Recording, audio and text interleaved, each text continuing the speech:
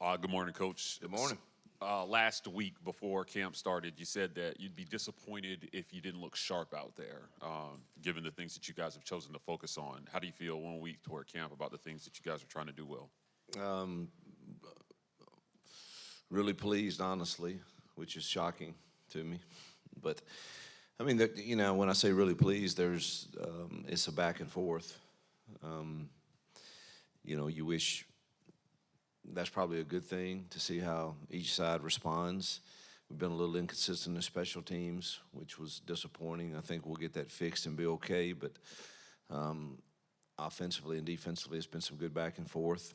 And I think our kids are gaining an understanding of both schemes and making the checks and adjustments that we need to. And so I'm pretty pleased 1 week in. The effort has been great. It's been a little too chippy and unprotective a couple days, and I don't know exactly how to balance that. I think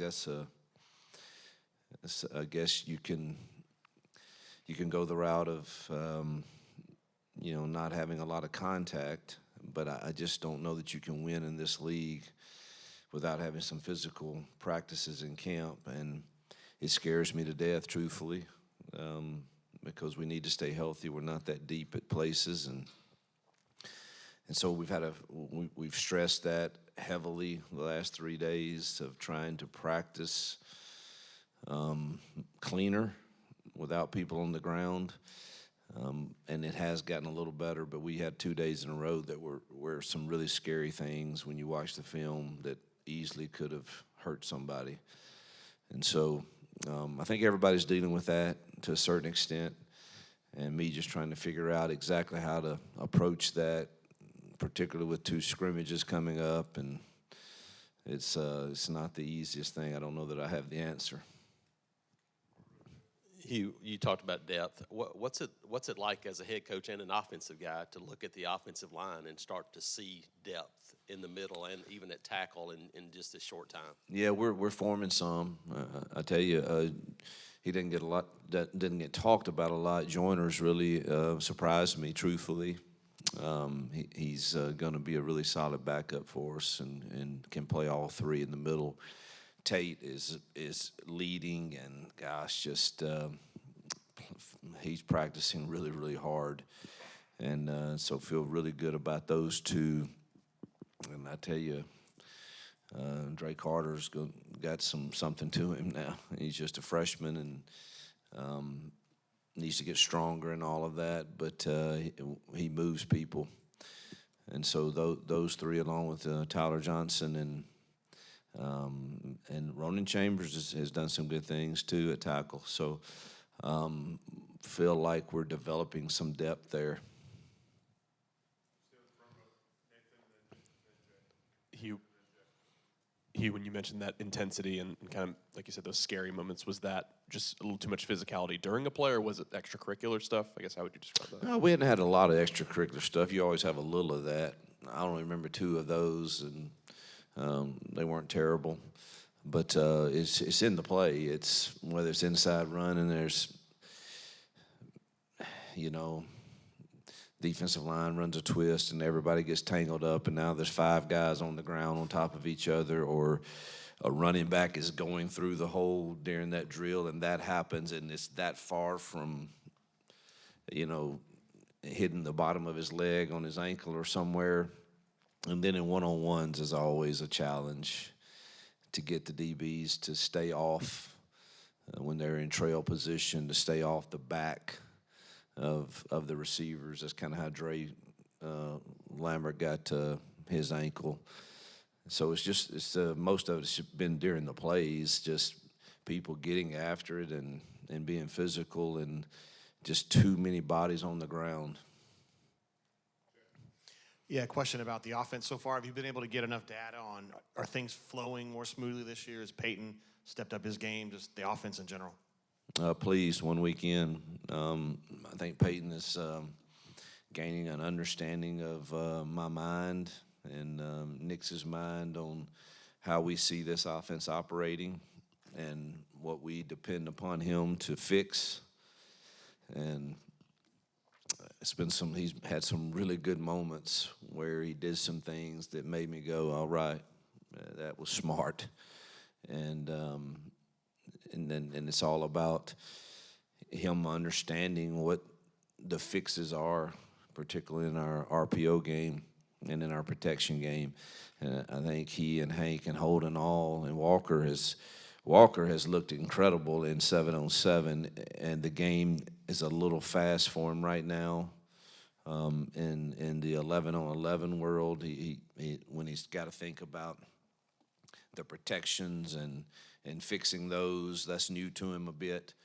But as far as him getting 7-on-7 and he knows the routes that are running, man, he looks really good. So I'm pleased with them to this point, and we've thrown a lot at them. And I think we only have one more install, and then try to throw everything together for the last few days of camp before you get into a game plan situation. Hugh, on the defensive line, the interior guys, you got a lot of guys there, but have you seen any kind of separation there? Any guys kind of sticking out at those tackle spots? Yeah, I said before, I think, until we really get into the season, I don't know. Marcus Harris was pretty dominant. Do we have that guy? I don't know. I do think we have 6 to 7 bodies that fit the prototype of what you need in there. And I think what DJ is able to do defensively is use their skill sets to create some negative plays. Isaiah's got the potential to be that guy. Phillip is strong as I've had. You got Gage and Trill and Bobby and TJ Lindsey's coming on, Malik Blockton. So we got some guys in there, and I think it's just going to be Jason Jones has led well, seems to be playing harder, more consistently. So I think we've got some guys that you can rotate in there, and hopefully them playing a limited number of plays, being really fresh, even helps us. In the return game, how are things looking? I know Keontae and Jarquez have both told us that they want to be back there in the punt kickoffs.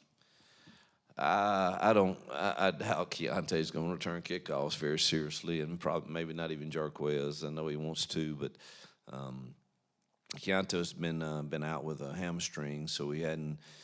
You look at Malcolm Simmons, Bryce, Dre Lambert-Smith, all are pretty solid at the punt return game. Probably, if I had to say today, you're probably looking at Jeremiah Cobb returning kickoffs primarily, but that's today. Hugh, there's been talk all offseason and even into fall camp about the guys in the secondary. You have a couple of really experienced guys, and then you described them back in the spring, a lot of young puppies that we're going to have to play early and often. As you're a week in and get to see them on the field in the practice a little bit, do you have any more confidence in those younger guys, and if so, who? Yeah, J.D. Law is really having a good camp, and we need him. He has length, he has speed, size. Kind of messed his shoulder up a little bit, and he's been in a yellow jersey and hasn't been able to do it. But man, the first 4 or 5 days he was really coming on. Crawford is going to be a really good player. He's just a freshman. Amon Lane has shown some flashes. We need Kite to come on. He's got the ability. He's learning how to be disciplined and do your job over and over again. So I think we've made progress there, creating some depth behind Keontae and Ken Lee. The safeties guys, Terrence Love is coming on. Jaron Thompson, obviously, is one of the leaders back there with Champ and Caleb Wooten. But we're going to need Sylvester and Terrence to play a lot of snaps, and Robinson has got a chance to help us there too. Coach, seems like the changing of the guard at the coordinator spots on both sides of the football, you guys added a ton of energy. I mean, Nix brings it, Kelly brings it, DJ brings it. Just how intentional was that? Like, we need guys to kind of bring the juice, and just kind of how have you seen that affect the guys? It was absolutely necessary for me to do that, for my sanity, for my help. I have to have some help with that, and DJ and Charles and Nix and really have helped me with that. So I think it's become contagious. I think the kids see it. I think it breeds over even some confidence to them, and so I couldn't be more pleased with the chemistry of the staff right now. Morning, Coach. Overall, could you tell us, in your own opinion, who has impressed you throughout camp or who's really stood out? I hate just talking about who has. I think that the whole group has given incredible effort. I mean, if you start on the D line, obviously Keldrick and J-Mac, what they can do and what they're going to be, and those inside guys rotating have been pretty impressive. The rotation, Keon Crawford has stood out. He's going to give us valuable minutes, and Amaris Williams is going to be really, really talented.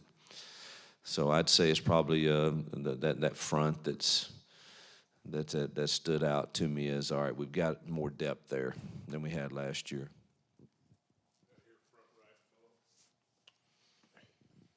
Hugh, in these different days, is redshirting players almost just a thing of the past since they can now leave? And that's one question. And two, how challenging is it if somebody's really not ready to play or play much to make him understand so he doesn't just take off and leave?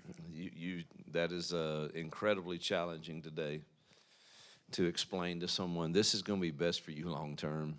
And I wish I could get Van Jefferson on the phone or DK Metcalf maybe and say, look, explain to them how you redshirt in year one was really good for you. And but that's not the easiest thing to explain for sure. I don't even begin to think about redshirting at this point until we kind of get into the season, a few games, and see how everybody's processing and the chances they get on the field.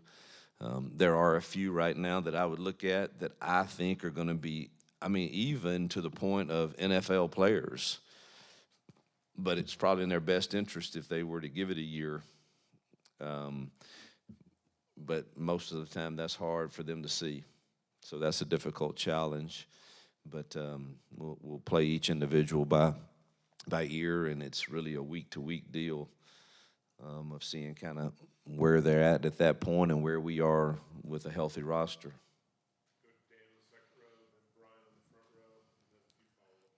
Coach, you're evaluating 9 scholarship receivers, 7 of them new to the team. What are the most important factors, and has there been any separation so far at the receiver position? If I were to go through them, Dre's been solid. He's been a good leader. Robert Lewis has really taken on a leadership role in that room. They're both going to be dependent upon to give us solid minutes and to do the right things and the needed things. Sam Jackson's got some maturity and some experience that hopefully will help. And Camden Brown obviously is an incredible teammate and a solid player in that room that you can depend upon. Caleb, same. Then you go to those young kids that are all super talented. Like really talented. And how ready will they be?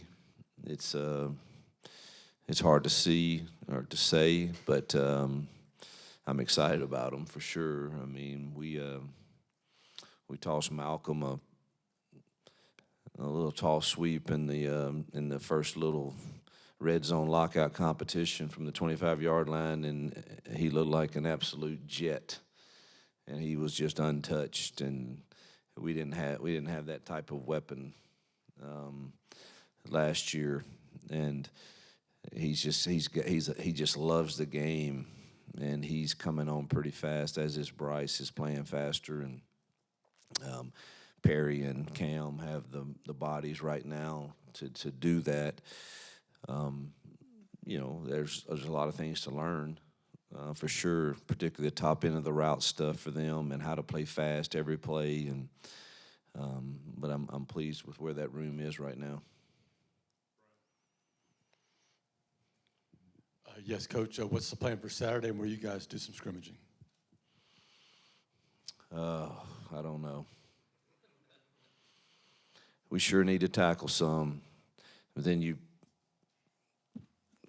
I'm not on my phone all day pretty much, and then I open up the deadgum Twitter X, whatever you call it, and see that a team in our conference lost their starting tailback, that keeps you up at night. Not all of the scrimmage will be live, but my plan currently is, yes, there will be a portion of Thud and then a portion of live. And in the portion of live, there'll probably be a few people that don't participate in it. Hey, Coach. Caleb Jones, Rivals. From a recruiting perspective, how are things going in your eyes, and what is it right now that's got kids buying into Auburn? I think we've been consistent with our message. I think our message is pretty simple: come and see. And we think that Auburn has a different environment and culture than many. I'm not saying that that's best for everyone or that we're better than someone else, but I do think we're different. And I think there's a lot of families that when they get here, they sense that. Obviously, we've got a competitive, fair NIL with On to Victory. I think that's a part of the discussion. We can't sit here and say it's not, but it's not like we're crazy with it. I'm very upfront and say I think there things in life should be earned, and I think we're fair. I think that helps, but I really think it's the culture that people believe. And I've got a good staff that does a great job with it and building relationships with them and their families, and so I'm pleased with where we currently are. Do we need a few more pieces to the puzzle? Yes, and we're working hard at that, and hopefully can land a few more of those. And we've made it a priority to start here in state, and I think right now we're in a good position with that plan that we put in place. It seems to have been beneficial and worked to this point. Obviously, it's never over, but pleased right now. I don't know. We're in the top 10 in the country, I would think, and that's where you've got to stay if you want to compete. And if we can finish out with a few more pieces that we're targeting, I think we'll been able to stack a 25 class on top of the 24, which I think was a really solid class also. So pretty comfortable where we are right now.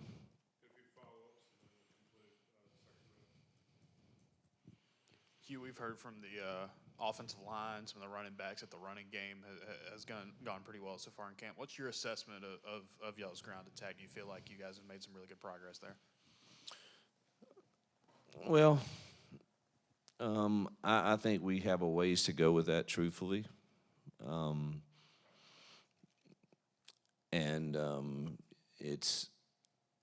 But some of it is you're not planning for the fronts every day. And here's another front that, oh crap, and you're trying to run this new blocking scheme, and this will be one where I want Peyton to get out of it. And so that's where we are right now. Is now we're at a point of, I don't think we have any more runs going in.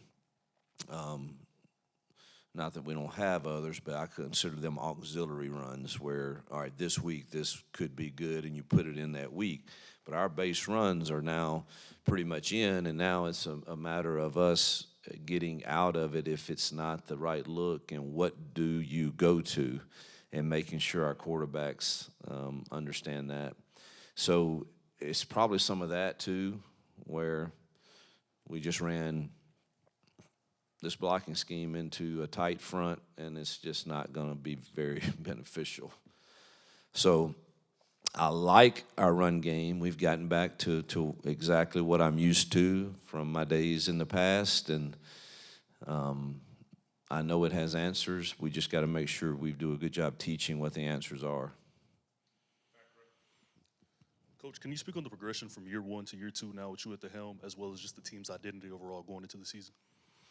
The team's culture is better, the team's chemistry is better, and the team's accountability is better, the effort's better, our roster's better. I don't know what that means for year 2, but I enjoy where we are right now.